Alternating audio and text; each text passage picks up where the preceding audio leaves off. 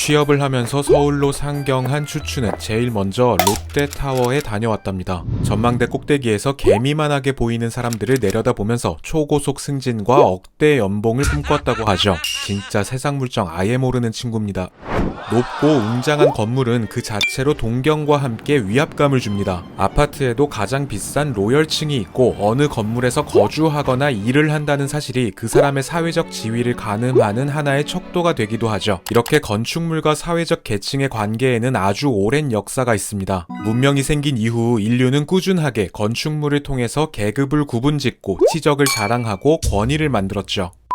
오늘의 교양만두, 건축과 권력에 대한 재밌으면서도 섬뜩한 이야기들을 살펴봅니다.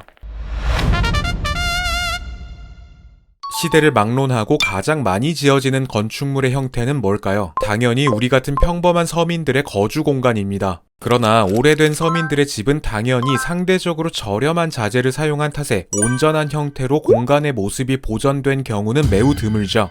메소포타미아 문명의 발원지인 옛 중동 지방에서도 서민들의 집은 햇볕에 말려서 만든 벽돌을 사용해서 지었고 왕궁의 경우에는 불에 구워서 만든 벽돌로 만들었다고 합니다. 물론 이 두 개의 벽돌은 내구성의 차이가 있어서 비라도 내리면 서민들의 집은 그대로 쓸려가 버리기 쉬웠죠. 완성된 건축물 전에 이미 자재에서부터 권력의 격차를 실감할 수 있는 것입니다. 1902년에 발굴된 바빌론의 문은 기원전 575년경에 만들어진 것으로 추측하는데요. 당시로서는 최신 기술이라고 할 수 있는 유약을 발라서 구운 벽돌을 사용했기 때문에 오랜 시간 동안 본 모습을 유지할 수 있었다고 하죠. 또한 역사적으로 큰 권력을 가졌던 이들을 보면 높은 건축물에 대한 집착을 볼 수 있는데요. 여러분도 잘 아시는 고인돌 역시 살아생전의 권력이 높을수록 크게 만들어졌죠. 규모를 키워서 멀리서도 볼 수 있도록 하는 것이 곧 그 사람의 영향력이라는 생각을 했던 것입니다. 오랜 시간이 지나도 이 사고방식은 크게 달라지지 않았습니다. 1920년대 미국에서도 누가 더 높은 건물을 짓나 마천루 경쟁이 있었죠. 당시 1차 대전의 후폭풍을 직격으로 맞은 유럽과 달리 미국은 최고의 경제 호황기였습니다. 미국은 상대적 우월감을 과시하기 위해 당시로서는 기술력과 경제력의 집합체라고 볼 수 있는 초고층 건물들을 짓기 시작합니다. 뉴욕 최초의 마천루라고 볼 수 있는 울워스 빌딩에는 감히 상업의 성전이라는 별명이 붙었죠. 건축학자들은 이를 보고 중세 유럽의 종교 권력이 현대 미국의 자본 권력으로 이동했다고까지 평가했습니다. 또 냉전 시기의 미국은 소련을 의식하듯 뉴욕의 쌍둥이 빌딩과 시카고의 시어스타워 같은 세계 최고 높이의 건축물들을 지어 올렸다가 소련의 붕괴 이후에는 초고층 빌딩 건설 바람들이 잦아들었죠. 그리고 이 마천루 경쟁은 사라진 것이 아니라 중국과 중동 등 신흥개발국으로 이어지고 있습니다. 대만은 중국이 경제대국으로 치고 올라오기 시작할 무렵 타이페이 101을 짓기 시작했고요. 중동에서 정치력이 약하다고 평가받았던 두바이는 현재 세계 최고 높이의 건물인 부르즈 할리파를 비롯해서 약 900여 개의 초고층 건물을 가지고 있다고 하죠. 우리나라 최초의 100m가 넘는 건물은 1971년에 세워진 3.1 빌딩인데요. 당시는 빠르게 공업화가 이루어지던 시기였습니다. 그 이후에 우리나라는 아시안게임과 올림픽을 연이어서 개최했죠. 당시 대형 국제 행사를 유치한다는 것은 경제 성장을 직접적으로 어필할 수 있는 기회였습니다. 이 경제 성장 과시의 바람을 타고 1985년 3.1 빌딩의 2배인 63 빌딩이 지어졌죠.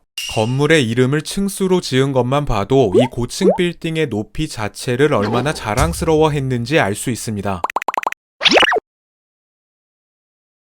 여러분, 영국의 철학자 제러미 벤덤이 제안한 팬옵티콘이라는 개념이 있죠. 보시는 것처럼 원형 공간 중심에 감시탑을 설치하고 감시탑 주변으로 빙 둘러서 죄수들의 방을 배치하는 건축 양식입니다. 이렇게 되면 중심에 있는 감시자들은 죄수들을 언제든지 감시할 수 있지만 죄수들은 감시탑 속에 사람이 있는지조차 확인하기 어렵게 되죠. 감시자와 피감시자의 권력에 분명한 차이가 있음을 상징적으로 보여주는 것입니다. 그러나 꼭 죄수가 아니더라도 공간학적인 권력 관계는 우리 생활 곳곳에 녹아 있습니다. 우선 기업의 사옥의 경우 상징적으로 회장님들의 집무 공간은 높은 층에 위치하고 임원들의 방 역시 대부분 임직원들의 자리를 훤히 볼 수 있는 위치에 자리하죠. 한 팀의 경우에도 팀장의 자리는 창을 등지고 있고 좌우의 양측으로 팀원들의 책상이 위치하는 경우가 많습니다. 저는 저는 이것들이 혹시 딴짓을 하는지 단번에 볼 수 있지만 얘네들은 제가 컴퓨터로 게임을 하는지 무신사를 보는지 알 수가 없고 말단 사원의 자리는 사람들이 오가는 통로 자리에 위치하고 있죠. 때문에 최근 IT 기업들은 저층형 사옥이나 리더와 팔로워 간의 균일한 공간 배치로 조직 문화의 혁신을 유도하기도 합니다. 여담으로 현대로 오면서 제한된 높이의 건물에 더 많은 공간을 확보하기 위해서 천장의 높이는 점점 낮아졌는데요. 일반적으로 거주 공간의 경우 천장 높이는 2.5m 내외, 사무실과 학교는 2.7m 정도라고 하죠. 그런데 공간 심리학적으로는 천장의 높이가 같다면 면적이 넓을수록 오히려 개방감을 느끼기 힘들다고 합니다. 바로 그래서 우리가 사무실에서는 가슴이 답답했는데 더 좁은 화장실로 가면 되려 마음이 편해지는 경험을 했던 것이죠.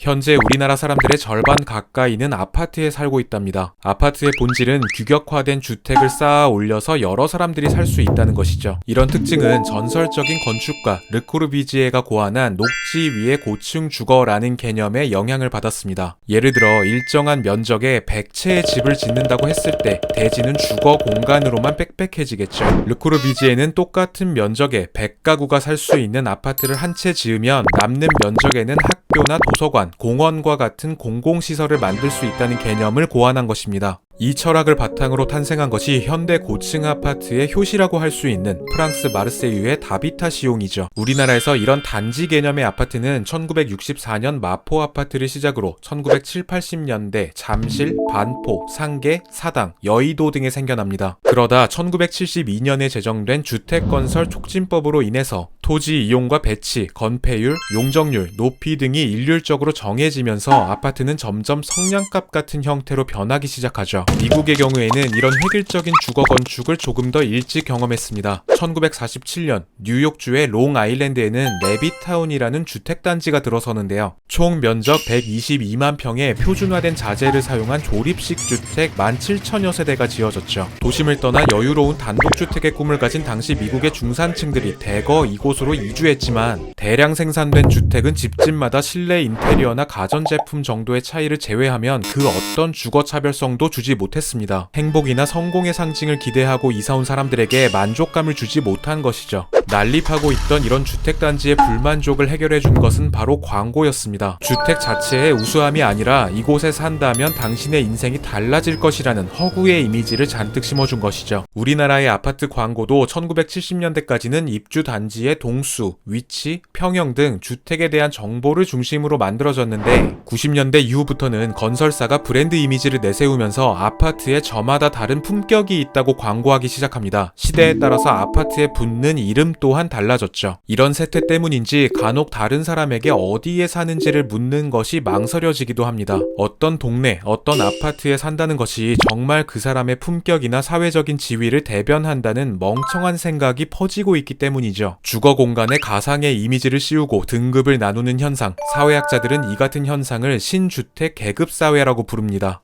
모든 주거 형태가 비슷해져 버려서 삶의 가치 기준은 아파트 가격밖에 안 남아버린 사회. 자신의 가치나 품격을 증명하는 주요 수단이 무슨 동, 무슨 아파트에 산다는 것밖에는 없는 사회. 여러분 중에 이런 사회에 살고 싶은 분들은 없으실 거라고 믿습니다. 여러분, 저희 사무실은 건물 4층에 위치하고 있습니다. 그런데 좋아요와 구독 눌러주시면 조금 더 고층으로 올라갈 수 있을지도 모릅니다. 1일 10 영상 시청 부탁드립니다. 펜트하우스에서 뵙죠. 교양만두였습니다.